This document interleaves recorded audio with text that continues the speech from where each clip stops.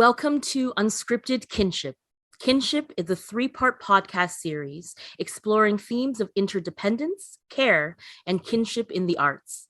Each episode, we will host a different artistic collective and invite them to engage in conversation about how they are reimagining artistic collaboration in ways that embrace these themes, as well as how relationships and radical reciprocity have been integral to the development of their collective's unique creative processes. I'm your host, Angela Sun, and I am an actor, a theater creator, and a settler on this land through immigration and colonial citizenship. Before we begin, I want to acknowledge that I am currently sitting on Treaty 13 territory, the traditional territory of the Anishinaabe, Haudenosaunee, and Wendat peoples, and the treaty lands of the Mississaugas of the Credit First Nation. When I reflect upon the meaning of land at this time, I think about another agreement that was made by the first peoples of this land, a non-colonial one. The Dish with One Spoon Wampum Belt Covenant calls upon the people of this land to share peacefully with their neighbors so we may all have enough. There's one dish, one spoon, and no knife. In this spirit, the questions I often try to ask of myself as well as others is who is allowed to take up space on this land and who is not? Who has access to resources from the land and who does not? And finally, how can we ensure that there is enough left for everyone, both present and future, to live a good, full life? Today, I am thrilled to welcome the collective behind Countdown. The Countdown Public Art Project is a province-wide initiative that creates outdoor monuments in public spaces to honor survivors of gender-based violence and to imagine or count down to a world without gender-based violence.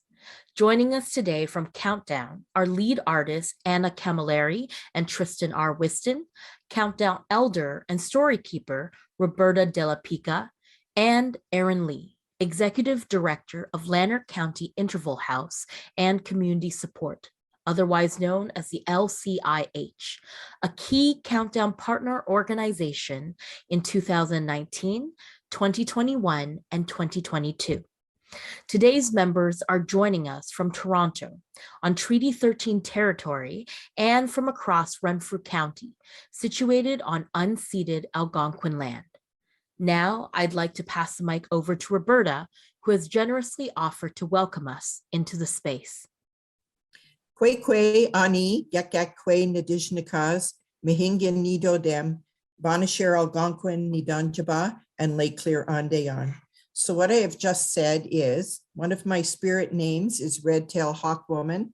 I'm Wolf Clan, I'm Banasher Algonquin, and I have the honor and pleasure of living at Lake Clear. So on behalf of my Banasher Algonquin ancestors, I extend a very warm welcome, and I bring greetings, love, and appreciation from here on unceded traditional Algonquin land.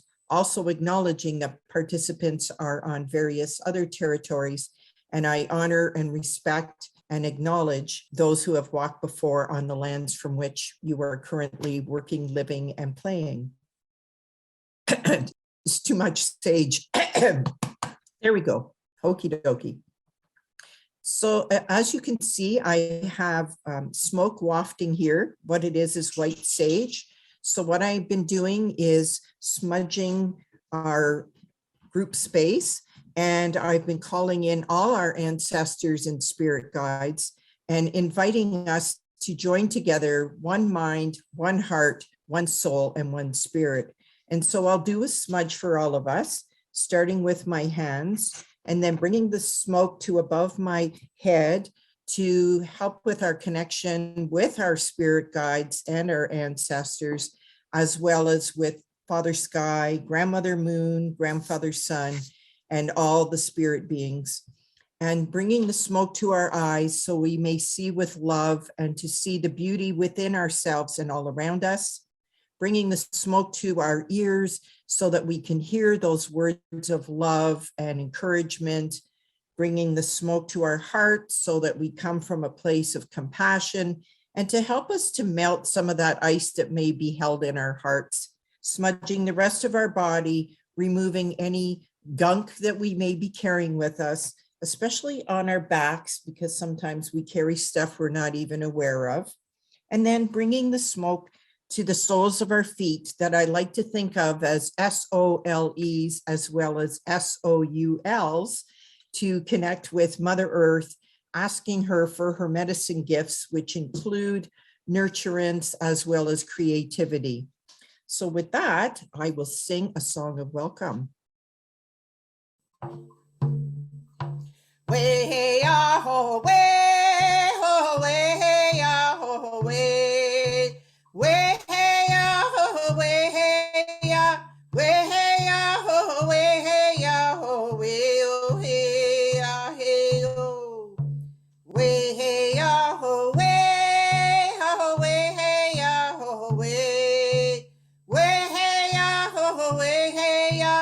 way, ah, way, ah, way, ah, way, oh, hey, ah, hey, oh. Way, ah, way, ah, way, ah, way, way, ah, way, ah, way, ah, way, ah, way, oh, hey, ah, hey, oh.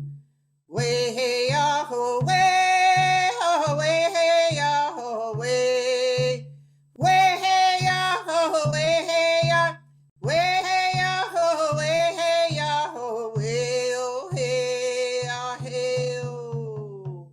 Jimmy Gwetch, and a very warm welcome. Wow, thank you so much, Ro, for that welcome. I am very grateful to be in the space with you as well as everyone else. And what a beautiful way to begin our very first episode. As a first question, I would love to know, how did this project get started? What were some of the inspirations around the Countdown project? And how did the name Countdown come into being? Which one of us wants to go first? I think it's entirely possible we have three totally different versions of I think this project came, and I think somewhere in there the truth may lie. my perspective, the Countdown project started in 2015 with a phone call from Joanne Brooks, who is the director of the Women's Sexual Assault Center of Renfrew County. And Joe really started by expressing that the center had been dreaming for many years into this vision of having a monument, a place where survivors and community members could gather, and that the conversation, but also community engagement around gender-based violence could expand, that there would be a way of kind of holding and growing those conversations. And I guess to acknowledge, this wasn't a phone call out of the blue. We had worked with the Women's Sexual Assault Center in a pretty intense way in 2006, along with many other rape crisis centers across the province of Ontario through a project called Acting Out Against Violence. But then we had also done other work between 2006 and 2015. So this was a conversation, amongst people that had relationships and connections that were nurtured over that time. I guess one thing that really strikes me in the conversation that I had with Joanne is Joanne said to me, when I started working in this movement, and, when we started working in this movement years and years and years ago, the vision was not to have transition houses and shelters and rape crisis centers that would exist for all of time, but that we were really working toward the eradication of gender-based violence. So we are counting down. The heart of our work is the end. It's not providing supports in the face of the continuity of these systemic violences continuing. So that's really where the name came from, was like the spirit of the work that our partners are doing and that we're working on together. That really is what we're centering in this project. So the work is really sort of aiming towards that larger goal of a world without the need for shelters and without the need for interim housing. Yeah, it is. And I'm really interested in hearing from Erin on that. But certainly, Tristan and Ro, I know that you have different points of connection to that beginning place of the project. Everything Anna said, I totally agree with, and I totally resonate with, and that goes every day. The point of contact that I had was as a volunteer with the Women's Sexual Assault Center in Renfrew County, and had heard her story from Joanne Brooks, and totally, we all want to work ourselves out of a job, really, or redirect ourselves to something that has nothing to do with gender-based violence. Our aim is to live in a society that is peaceful and harmonious, and where everybody is recognized as valuable and are respected. So when Joe made contact with Red Dress Productions, so with Anna and Tristan, it was really exciting to hear the vision of what we could do together. And at that point, it was fairly open. And what I loved so much about the connection was the idea of community-based arts. And all along throughout the project, we were so focused on what the community wanted, because there have been too many instances where groups come into a community that is not their own and says, here, this is what we will do for you, rather than asking, what is it you would like? How can we serve? So it was very refreshing and wonderful to have that approach. I think that's all I have to say on that part right now. And maybe Tristan would like to add a different point of view. Well, as it happens, I actually agree with everything Anna and Ro have said. Quite unusually. No, just kidding. What I would add about the beginning of the project onto what's been already said is, I think that the idea of the countdown was trying to think of something very active with a very specific goal in order to kind of create room and dialogue in this movement that has been happening now for many years, led primarily by women in those sexual assault centers and shelters, etc. But I think, 30, 40, 50 years later, I think this project, I think it made room, especially in rural areas, for a project to happen where people who wanted to be involved, wanted to be an ally, but maybe previously had felt, I don't want to step on anyone's toes, I don't want to take over anything, I don't want to, maybe I don't want to be seen, for different reasons, maybe hadn't found a way to connect. I think with the Countdown project, we were hoping to say it's an art project, it's a proactive project. Who wouldn't want to be part of this vision of this world? And without having to expose perhaps or revealing anything maybe personal or private about yourself and your own connection to this issue, you could say, well, of course I would want to be part of a movement that's going to make a better world for everyone, for people who are already here and for people who are not yet here. So I think that was part of why we gravitated towards something like that, to try to just really say, okay, we have this opportunity to really invite into the conversation now, recognizing the leadership that has been there, but let's open it up now and work together and provide an opportunity for more people in a safe way to kind of get involved and to take up some space. So I think that's kind of what I would add. And with that, I would love to, bring in Erin, like as a community partner.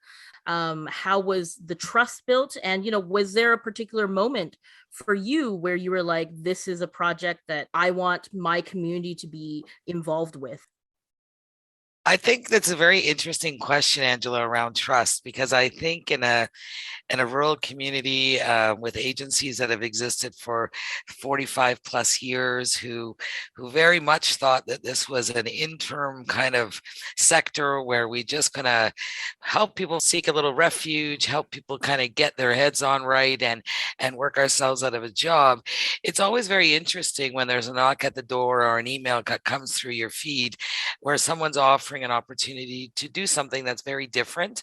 And so, of course, always your kind of ears go up and your antennas go up and you're like, what's this all about? So first it was the herstory. It was the fact that you had relationships that you had nurtured with others from our sector and across our community, and specifically rural. So when you come to something and you can speak to your experience in Renfrew County and Indigenous community and Joanne Brooks and Bev Ritza and all of those folks who we've grown with, automatically the door starts to open and we're a little bit more willing to listen. And then it was honestly, it was the openness, it was the vision, it was the commitment to the issues for our community. And that for me was it. They had already framed it very clearly that this is not about them. This is not about them checking off a list around deliverables. It was about a process, and they wanted us to be the center of the process and work together. That's where the trust really blossomed, and I will be forever grateful for that part. Thank you so much. And I felt like that was almost a guide to folks who want to move into community arts, about how to create that trust and, and how to create those relationships with communities in a very like deeply meaningful and genuine way. So I would love to hear more about, what was the inspiration behind the monuments themselves? Was that something that came from the community, or was a collaboration between all of you with the community itself? So our process is very much relationally rooted. One of the questions that we've begun with is if there were a place to gather in your community, if there were a monument or an artwork that could hold your intention and your experience, what would it look like? What would you like to hear there? What would you like to, well, I'm not sure we went into smell and taste, but maybe we even did. What would the experience be like to be at this imaginary monument? And we did listen very, very, very carefully, and we've got delightful input. And what was fascinating for me was to watch it evolve. And then when we came to the point where people were invited to make markings on paper, it was amazing, especially people who said they weren't artists. And many avenues were available to the participants, and then to sift through all that material and come to 4 or 5 suggested outcomes of design for the pebble mosaic itself, to watch the delight and again all the senses being involved, where some people actually, when people weren't looking, did taste some of the stones and smelled them. There's some people who have such a delightful relationship with stones. It was amazing to watch, and same with the sand and the water, and it was just absolutely amazing. And maybe Tristan or Aaron would like to add to that in some way. Well, the funny thing about this is that I do not in any way identify as a visual artist. So I'm quite uncomfortable with making things, physical things, which is actually one of the reasons why we chose the pebble mosaic as kind of the form, because you can kind of come in at it with no previous experience, with no particular art skill. And I would always tell people, you can't break it, and people are so terrified. And I understand that, because I often am too around visual art, like, oh, I don't want to break it. I don't want to wreck it. And I'd be like, well, fortunately you can't. There's no glue. It's like sand, water, stones. And you just kind of stick the stones in, not just stick them in, you put them in, you lay them in a pattern that's been established in the design. And that's kind of it. You could do 3 and be like, well, that was fun, I'm out of here. Or you could stay for the whole day and you could grow your knowledge. And then, they get grouted and flipped and installed, and it looks amazing. And it's in the ground, it's solid, it's stone. It can be, and I would always say you can drive a truck over it. That's how it's built. It's built to survive our winters, freeze and thaw. Yeah, it's kind of interesting to me how the art itself reflects, I think, some of the ideas you have that are at the foundation of the project, like how to make it accessible, how to make it something that has a form of permanency, has an idea that this is a conversation that you want to keep going, that you were talking about the permanency and the resiliency of the stones itself kind of reflects both the survivors of gender-based violence, but also this idea of continuing the conversation. Aaron, I'd love to pass it to you now to see if in making that connection between the artist and the community, did you find that there were particular points about this project that really resonated with the folks that you serve? 100%. And I felt supported, but I never felt that anyone was dragging me and pulling me. I felt like that people were walking alongside, specifically that the artists were supporting us through a process. I also think that one of the things that I feel is really important for people to hear and understand, it's not about the outcome. It's about the process that gets us to the outcome. So it's not just about drawing, it's about conversation, it's about story sharing, it's about writing the answers to the questions. Who do you carry in your heart? What do you carry with you in your community? And when I think about being a leader in my community and I think about what I carry for my community, wow, I've never really thought about having to answer that question in 3 words. Every session opens with a grounding, right? So we're grounding ourselves in a space. We're inviting the ancestors. Ro was really great at leading us to feel like we all belonged. So I think it's really important to say that, because when you think about working with survivors of or thrivers, or however they self-identify, of gender-based violence, it is really important that the space is created to feel like I can enter when I want, I can leave when I want, I can say what I want, I can put a stone in and feel like that's my contribution. And from my trauma, that's as much as I could do. And that's an accomplishment for me. And every step of the way, you were validated. At the end of it, what we want to do is take those intentions and then those words and the shapes that those words reflect. And I loved hearing people say, what are the messages you get when you see that swirl? When people were drawing and we all had to draw our own pieces and then we had to share them with a group, imagine. Then people show their picture and they say, well, when I was drawing this, I was thinking about healing. I was thinking about broken pieces. I was thinking about complexities. And then every single person who looks at this piece that we create will feel, will hear, will see something different in the messaging, and they'll get what they need.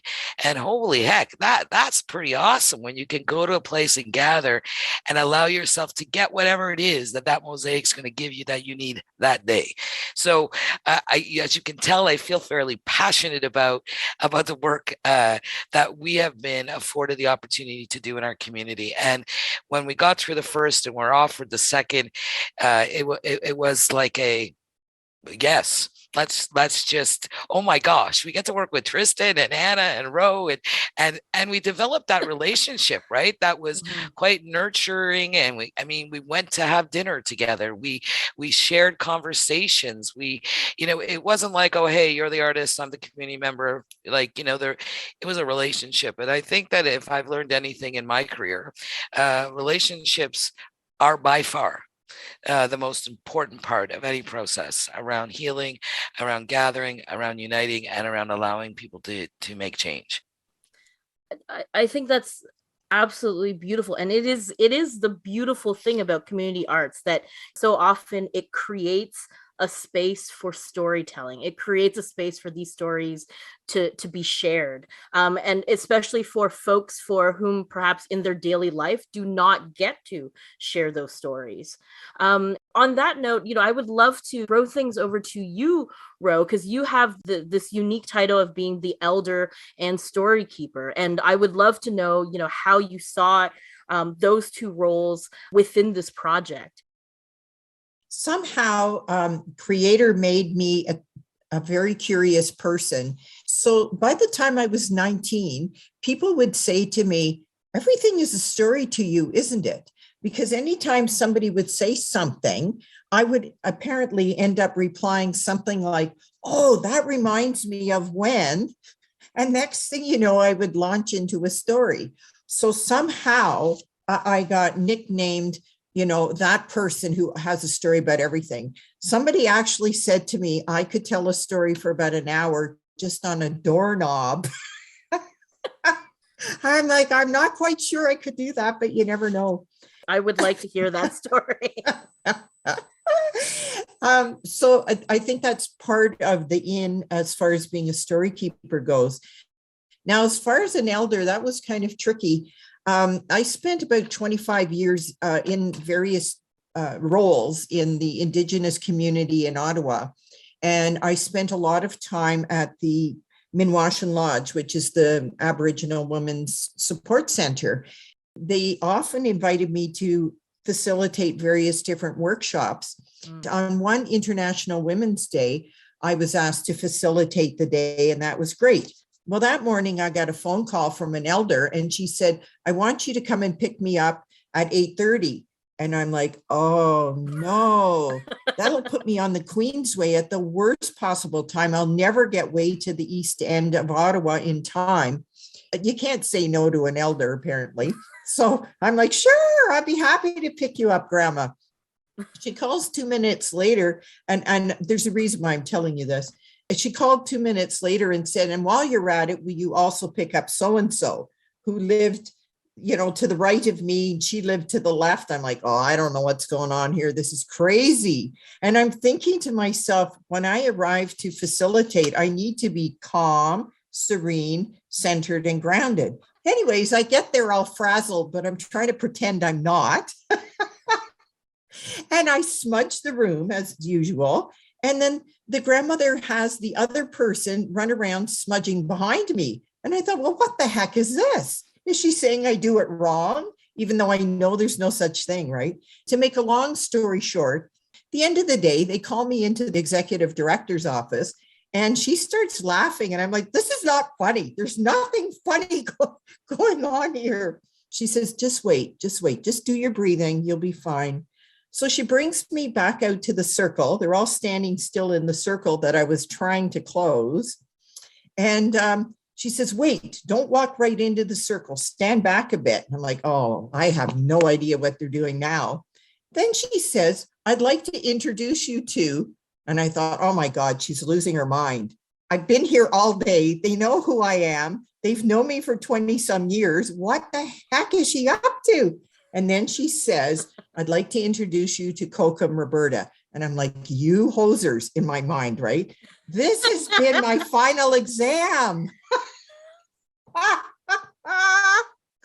So, if anybody ever asks, how can somebody call you an elder? I tell them that story. I'm like, anybody who can jump through those hoops? No, but honestly, it was a very long process of listening to at least 35 different elders very carefully and with great intent and openness, that I have somehow acquired some set of knowledge and skills, which is a real delight. And in our teachings are not to be kept to oneself, they're to be shared. So when you have a certain amount of teachings, you're meant to, when opportunities present themselves, to share those teachings. So one day I was sharing about stones, and Anna obviously was there and heard me. And I was explaining how in our teachings, the stones are the oldest beings on planet Earth, and that there are archivists. They hold all our stories. And, scientists will back this up. They now say, they can, with great certainty, they can assure us that stones are at least 4.4 million years old, or Wow. billion, or whatever it is, doesn't really matter. So I find it funny that the scientists are catching up with the Indigenous peoples from all around the world who've always said that the stones and the mountains are the oldest beings. And they do hold our stories. You can see all the layers of all the civilizations and uncivilizations that have gone through those layers of rock and fossils and so on. So, and I'm desperately in love with stones. I happen to live at Lake Clear because we have this gorgeous creature called Big Rock. And then beside Big Rock is Eagle Rock. And in front of both of them is Little Rock. And they are my lifelong groundings. I think I'd be completely squirrely without them. I'm absolutely in love with stones of any shape or form, and I'm always surrounded with them. When I'm in a situation that causes nervousness, like now, I will be holding onto a stone, sometimes for dear life, to help to remind me that I am grounded with Mother Earth. I am a being of this planet. So that's kind of a pseudo reason why I have been delighted and so honored to be the story keeper and elder of the Countdown Pebble Mosaic Project. Thank you so much for that, Ro. Jumping off of that, something that really stuck out for me is the phrase, when you've accrued a certain amount of knowledge, that knowledge is meant to be shared. And sort of in that spirit, I would love to know from Aaron, Anna, and Tristan, what knowledge has Ro imparted upon you that is going to be in your hearts and your minds for the rest of your life?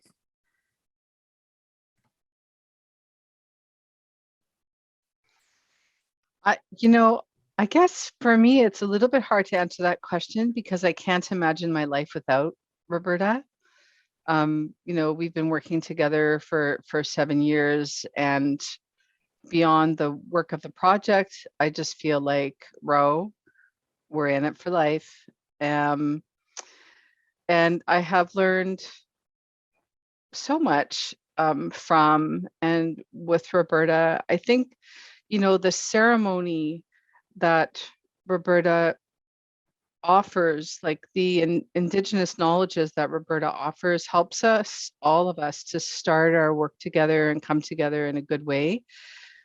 For me, it makes me a little bit braver, just feel a little bit more solid and really connected with everybody, even when we're in a circle and there are lots of new people in the room. And also, just this piece about I am here on unceded territory, that just to acknowledge always where we are and our relationships to land and each other. As I do think that this the other layer of the Countdown Project is we're working on gender-based violence, but there are parallels to colonial violence and what has happened and what continues to happen to the land and territories and Indigenous peoples.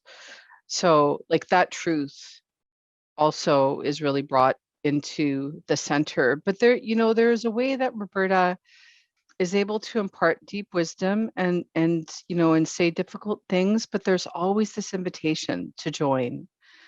So I've just learned a lot from Roberta through how Roberta is. It's like the teachings are always like there's stories, there's humor, it's like an invitation. So yeah, much more than I can say here, Angela, but I'm really thankful for the question, actually. I would say what probably nobody knows is Roberta's a total goof. And really, I mean, I say that in the most admiring way possible, but she's a total goofball and she just goes for it sometimes. And you're like, what the heck? But it actually then gives permission for me to, do the same. But there's also a willingness to take risks sometimes to actually laugh and say something silly or playful in the moment. And the serious issues are never forgotten. There are constantly phone calls coming in to the people who are working at the centers with constant reminders of why we're doing this work. But there's actually humor and play and life and stories and love. And that's what helps me. For me is a true pleasure. Like when I think about the project, I think about rooms filled with laughter, which is probably not the thing most people would think of when they're going, because I think we often enter with trepidation of, oh my God, like what if, but of course we're like, actually, of course, everyone who's coming here has been impacted in some way, either personally or a friend or family member, or just living in a world with so much stuff going down and we're all impacted by it. So of course there's trepidation, but there's also so much love and joy. And then the other thing about Roberta that she's taught me is that you need to have a cup of tea, which I've known, but she's helped to validate tea and cookies and chocolate, and that it's okay to have your own private stash of chocolate that nobody's allowed to touch. Because there's always another stash that is shared generously, but it's actually also okay to have a drawer where nobody is allowed to take your chocolate. And I think that's important. Speaking of unexpected laughter, Erin, what was something that you think would surprise folks to know about the experience of working in Countdown? I think that what Tristan said is that people probably don't think that it's filled with laughter. What surprised me after the first one was just honestly how emotionally it impacted me and how connected I felt to whatever was forming, and it wasn't even formed yet. So I think people might be surprised at the process and the impact on all of us in terms of our vulnerabilities, of our courage, and of our abilities to like laugh, but to know that we carry, which is what I think I learned from Ro, is that you carry your courage in every step you take. And it's okay to take a break, and it's okay to pause, and it's okay to disconnect where you feel that you need to, but you need to know that in terms of kinship and connection, that your people are still there. And the one thing I want to make sure that I say before this ends is the far-reaching impact of the story that a piece of art tells is so valuable that it could be that one piece that helps somebody make that next move. And for me, like, I learned a lot of those things I already knew were installed in me as a leader, but I felt them differently from being embraced by the group, by Tristan, by Anna, by Ro. And if they needed to tell me something I didn't want to hear, I felt like I could hear it. I still might not have liked it, but I could hear it differently, right? Because we had formed this connection, and I think that connection just translates into what is there permanently. It belongs to community, and that's an amazing piece of a process. So I have a lot of gratitude to all of the artists for sharing some of their struggles, and me being able to share mine, and growing through that together with respect, humility, and love, and courage, and all of those good things that we've been gifted through grandfather teachings, through our time together. I know it sounds really like mushy, right? It feels really mushy, but it's true. When I told the staff I'm doing this thing with the countdown, Brianne said, "Of course you are, because it's part of who you are now. Like you can't just disconnect from it and say, oh yeah, that was a number of years ago. It's part of who I am in terms of my fabric, and I'm going to be grateful for that forever." Wow, thank you so much for that. And I am moved to ask, how many Countdown monuments are there out there? Well, I'm good at math, so I'll just jump in. There are 10 currently, and there are 3 more coming this year and 2 more the following year for sure. You want to mention where they are? What we call the big one is in Eganville, Mothership. Ontario. The Yeah. mothership, the parent is in Eganville, Ontario. There's one in Pikwakanagan First Nation, Killaloe, Pembroke. Those are all in Ottawa Valley. There's one in Peterborough, North Bay, Brantford, and Carleton Place. Carleton Place is in Lanark County, where Erin is. And then there's one in Almont, not Almonte. It is. Almont. And there's one in North Hastings in Bancroft. And then coming up this year, there's going to be a new one in Smiths Falls, which is also in Lanark County. Lanark County, some of these counties are very large, I just want to say, and they're very, very large areas. I always think as I'm driving around at the usually very small staff at the shelters and sexual assault centers who are actually often a few people actually managing these thousands and thousands of square kilometers in a county. Wow. Anyways, and then there's going to be one in Hastings Highlands. I think also that's something that maybe to be talked about in a point of gratitude. The fact that sitting here, in Toronto, there's obviously a lot of issues here as well, but there's also a lot of resources. But that's not the same for a lot of regions across Ontario. So the particularity of doing this project in more rural regions where you have one place that covers such a huge community, is, I think, in itself something notable and something important. And I would also say, like, often most of these areas don't have public transit or ways of getting around. So I think the issues of gender-based violence are, it raises the stakes that much more. I think for anyone, anywhere, it can be an isolating thing, but I think that's the thing I take most from this project, is really remembering, when you're in the Ottawa Valley or you're in Lanark County and you're in a difficult situation, there's very few places you can go where everyone doesn't know you or your abuser or are related to you. They know where you are. They recognize your car outside the purple door. I just remember those in the first part of the project. Those are the things that really impressed themselves on me. It was like driving those like kilometers and kilometers and kilometers between different areas that we were working and thinking, oh, what if I needed to get away from a dangerous situation? This is much trickier than, jumping on the streetcar, maybe finding another resource across town where maybe I don't know everybody. That was definitely just a very kind of practical learning, which I took from that. Is like, and then thinking about the staff and the front, the people who are actually working that, like also driving. I have always had admiration for the people like Erin and her colleagues and Joanne and her colleagues. But having done this work over the last few years, I would say that my heart is full of gratitude and admiration and respect for the work that these folks have kind of done, and often in a bit of a vacuum, without a lot of attention, or not without a lot of positive attention. And I think things are changing. I like to think that. I don't know if that's actually true. It's probably not changing fast enough. When the Ottawa Citizen, a couple of days before the first Pebble mosaic was about to be unveiled, they did a very in-depth article. And I remember a couple of days later walking down the street in Eganville, and an elderly gentleman came up to me and he started saying, I read that article. And I'm like, oh, where's this going? And then he proceeded to say, I am so proud of you for speaking up.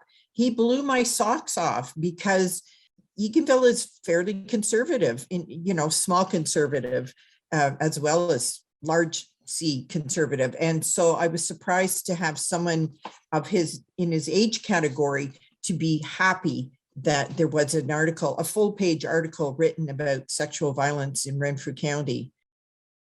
When I think about the gifts of gratitude and what this has done for our community, I think that it gives some messages of hope to people. And I think that hope is really critical.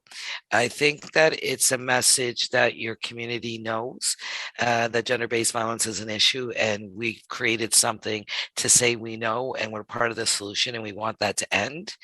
And I think, as Tristan said, when you have few resources and you're living in a rural community, sometimes that message, just to know that it exists, helps you find the courage to take the next step and reach out. So I think that that's a critical gift of these projects to our community and to each other. And I think that when I think about what's happening right now, and I think about Renfrew County, and I think about Smith Falls and Lanark County, and both communities have experienced a recent femicide.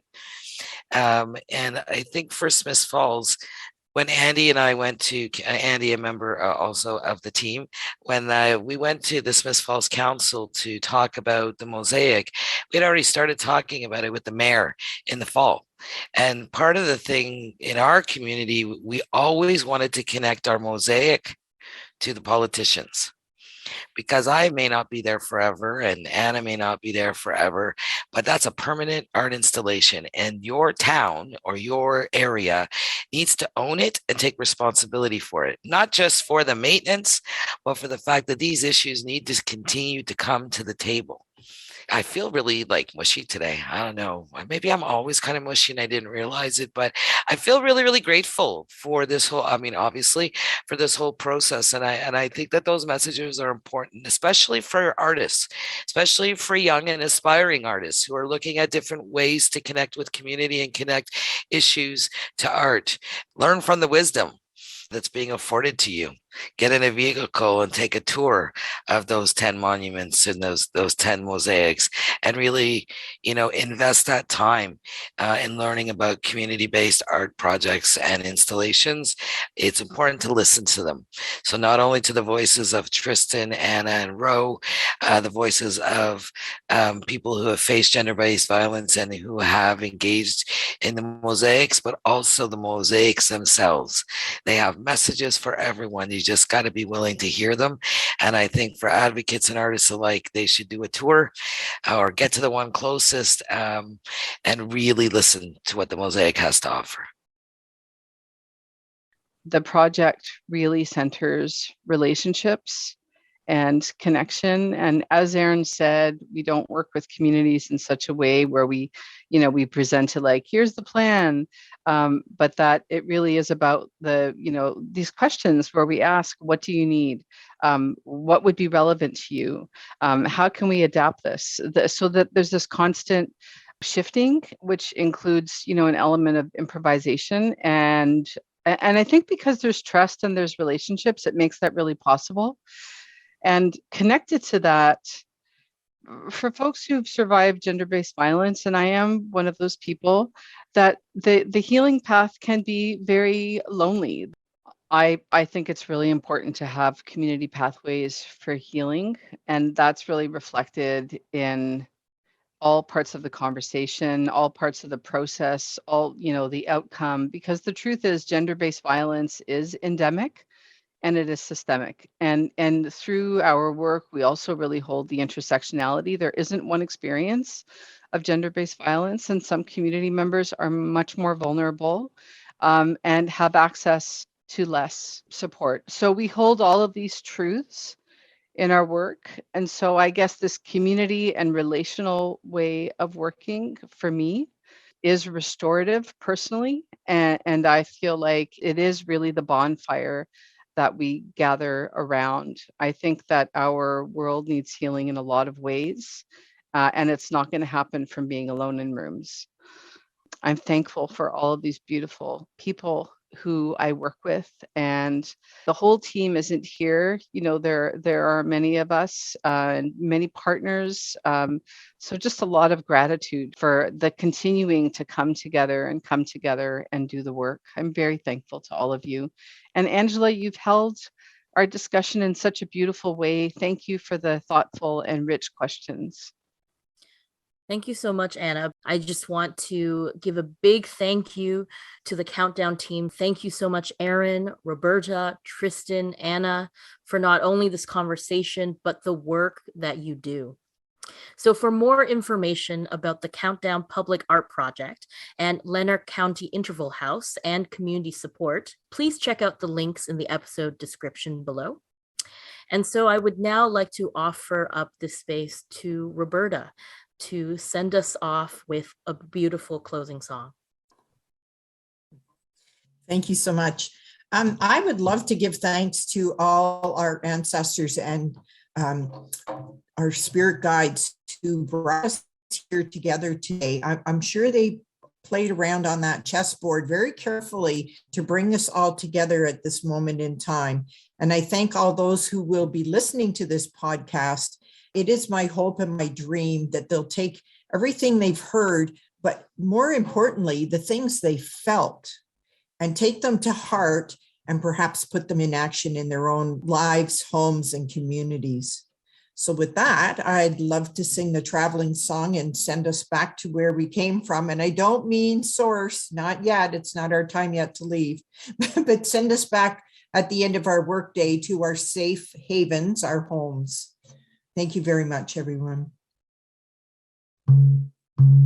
Way, hey, ah, hey, ah, hey, oh, way, hey, ah, hey, ah, hey, oh, way, hey, ah, hey, ah, hi, oh, way, hey, ah, hey, ah, hey, oh, way, hey, ah, hey, ah, hey, oh, way, hey, ah, hey, ah, hi, oh, way, hey, ah, hey, ah, hey, oh, way, hey, ah, hey, ah, hey, oh, way, hey, ah, hey, ah, hi, oh, way, hey, ah, hey, ah, hey, oh,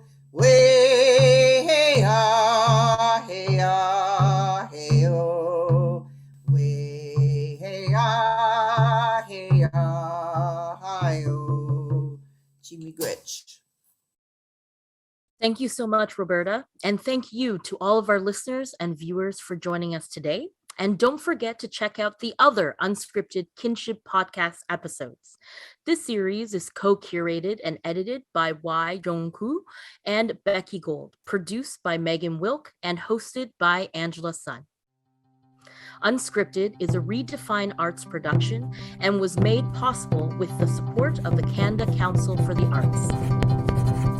Bye for now on Unscripted Kinship.